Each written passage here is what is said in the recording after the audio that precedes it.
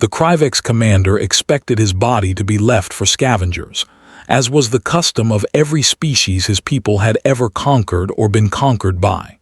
Instead, he woke inside a coffin. That should have been impossible. Commander Vrask Thalan had died 3 days earlier on the battlefield outside New Meridian, a plasma round through his chest, surrounded by the wreckage of the invasion force he had led against humanity's last major colony. He remembered the moment clearly, the searing heat, the collapse of his lungs, the strange, distant calm that settles over a soldier who has finally run out of time to be afraid. He remembered darkness. He did not remember waking up wrapped in clean linen, inside a wooden box, beneath 6 feet of human soil, with just enough air trapped in the coffin's small pocket to keep him breathing until the frantic scraping of his own claws against the lid alerted a passing patrol. They dug him out in under 4 minutes. A human medic knelt over him in the mud, checking his vitals with hands that moved fast but not rough, and Vrask Thalan, commander of the 3rd Krivex Incursion Fleet, stared up into the face of the species he had spent 6 months trying to exterminate and asked the only question that mattered. "Why did you bury me?" The medic, a woman with gray at her temples and exhaustion carved into every line of her face, looked at him like the question itself confused her more than his survival did. "Because you were dead," she said. "Or we thought you were. Everybody gets buried here. That's just what we do." It took Vrask 3 more days in a human medical facility, recovering from wounds that should have killed him twice over, to understand that this was not an anomaly. It was policy. The Krivex Dominion had fought 11 wars of conquest across 400 years, and in every single one, the aftermath had followed the same brutal, efficient logic. Enemy dead were left where they fell, stripped of anything useful, their remains serving as a message to anyone who might consider resistance. It was not cruelty for cruelty's sake. It was simply how war worked, how war had always worked, a lesson so old that no Krivex commander had ever thought to question it. Humanity, Vrask learned, buried everyone, their own soldiers, civilian casualties, and apparently invading alien commanders who had come within a hair's breadth of burning their colony to ash. He asked to see the battlefield. It took 2 weeks of recovery and no small amount of arguing with human command before they allowed it, escorted, unarmed, under guard, but they allowed it. What he found on the plains outside New Meridian was not the scavenger-picked wasteland he had expected. It was a field of graves. Rows of them, stretching further than his eyes could comfortably track, each marked with a simple wooden cross or a carved stone, each one tended with a care that made no tactical sense to a mind built on 4 centuries of conquest doctrine. Human graves stood beside Krivex graves, indistinguishable in their care, indistinguishable in the quiet dignity of their upkeep.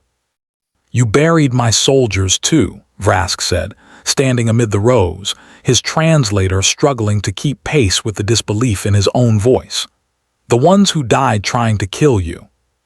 "We buried everyone who died on that field," said Colonel Rosa Alvarez, the officer who had been assigned to oversee his recovery and apparently his education. She was younger than the medic, sharper around the eyes, with the particular weariness of someone who had spent the last 6 months watching people she cared about die and had not yet found the space to grieve any of them properly. "Your soldiers, our soldiers, doesn't matter which side they fought for. Somebody's mother raised them. Somebody loved them, somewhere, even if that somewhere is a planet we'll probably never even find on a star chart." Vrask stood silent for a long moment, processing something that did not fit into any framework his species had ever built for understanding war. "Your own religious codes," he finally said. "Your own military regulations. Do they require this?" Colonel Alvarez actually laughed, a short, tired sound with no real humor in it. "No," she said. "Regulations require us to process enemy remains for identification and intelligence purposes, then dispose of them according to local protocol, which honestly could mean just about anything depending on the commanding officer. Nobody's court-martialing anyone for leaving bodies in a field. We do this because it's right, not because some rulebook told us to. That distinction, more than anything else Vrask had encountered since waking in that coffin, unsettled him more deeply than he could easily explain. He had spent 4 centuries of cultural history understanding warfare as a transaction, brutal but rational, governed by codes that existed because codes made brutality survivable, made it something armies could live with. The idea that a species would extend dignity to its enemies, not because a rule demanded it, but simply because the alternative felt wrong to them, was a concept his translator implant struggled to render with any real precision, because the Krivex language had never needed a word for it. He spent the following weeks, still technically a prisoner though nobody quite treated him like one, watching humanity's strange contradictions unfold around him.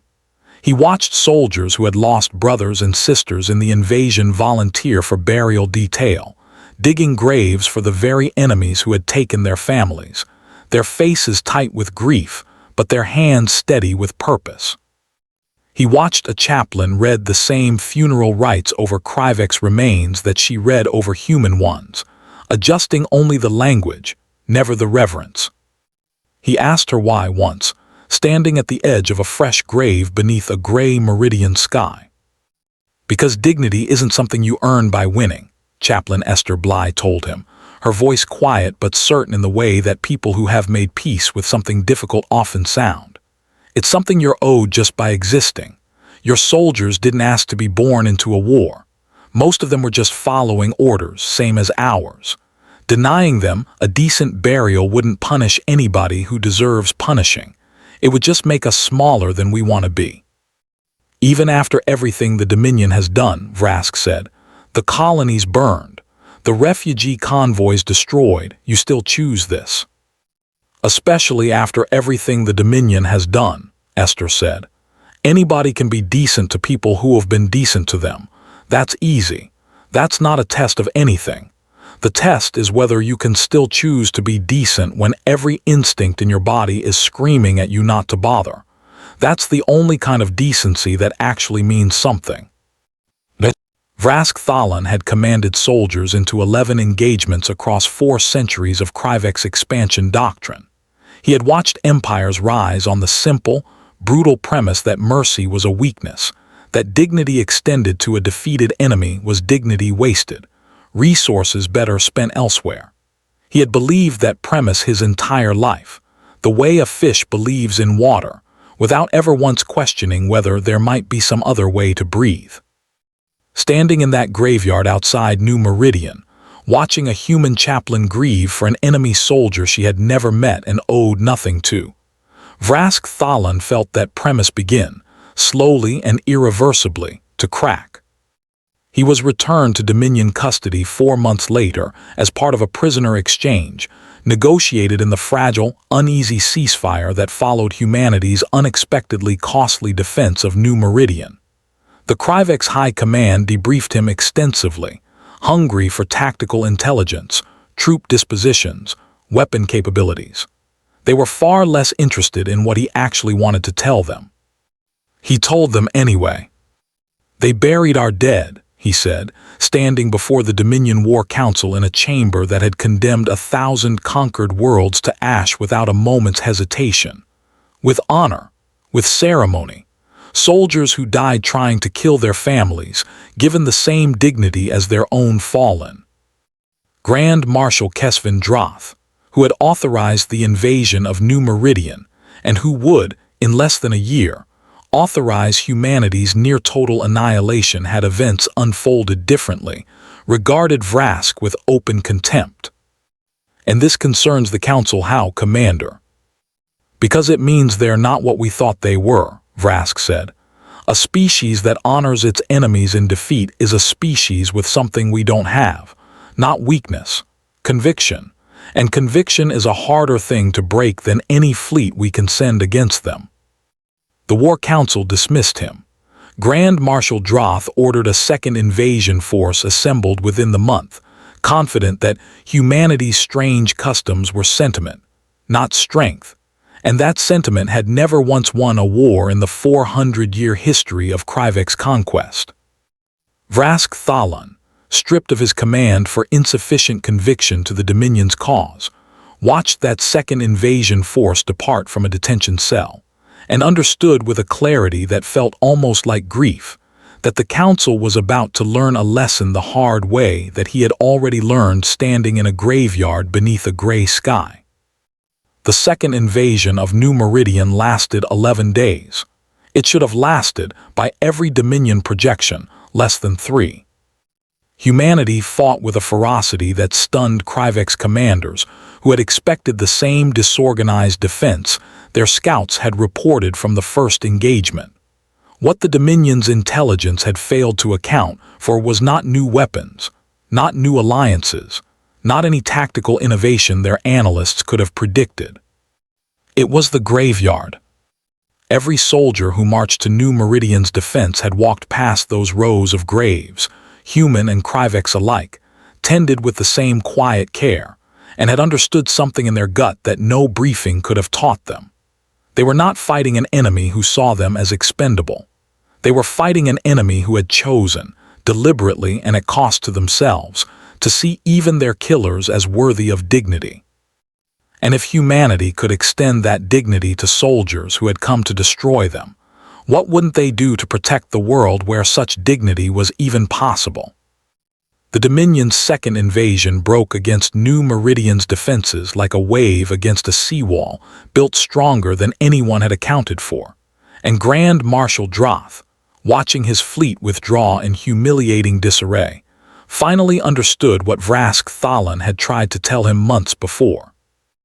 Vrask himself was released from detention 8 months later, in the political chaos that followed the Dominion's costly failure, stripped of rank, stripped of standing, a disgraced commander with nowhere left to go in an empire that had no use for soldiers who questioned its premises. He did the only thing that felt honest to him anymore. He returned to New Meridian, unarmed, alone, and asked for asylum from the very species he had once tried to burn from the sky. Colonel Rosa Alvarez, promoted now, weathered by another year of war, met him at the same medical facility where he had first woken inside that coffin. "You've got some nerve," she said, though there was no real heat in it, only the tired weight of someone who had seen too much to waste energy on anger that didn't serve a purpose. "I have nowhere else that makes sense to go," Vrask said. "My people believe dignity is a resource, spent only on those who have earned it through strength. I've come to believe something else. I'd like to understand it properly if your people will allow it." Colonel Alvarez studied him for a long moment, the same graveyard visible through the window behind her, rows of graves tended with the same quiet care they'd always received, regardless of which side the fallen had fought for. "You'll dig graves," she finally said. "That's where you start. You want to understand what dignity costs, you're going to learn it with your hands, same as everybody else who's ever earned the right to understand it."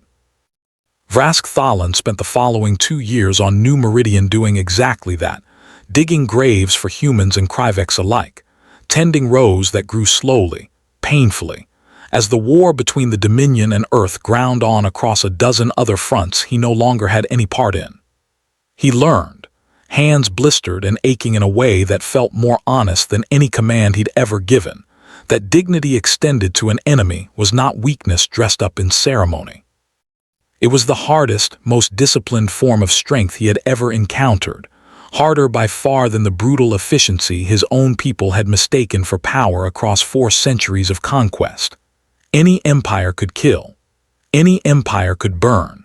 What almost none of them could do was look at the body of someone who had tried to destroy everything they loved and still choose, deliberately at cost, to bury them with honor. Years later, long after the war between the Dominion and Earth finally ground toward an uneasy peace neither side had fully wanted but both had come to need, Vrask Thalan stood in that same graveyard outside New Meridian, older now, his once-proud commanders bearing worn down into something quieter and more permanent. A young Krivex soldier, part of a diplomatic delegation sent to formalize the peace, found him there among the graves and asked, with the particular confusion of someone raised entirely within Dominion doctrine, why an old disgraced commander would spend his remaining years digging holes for the enemy dead of a war that was already over.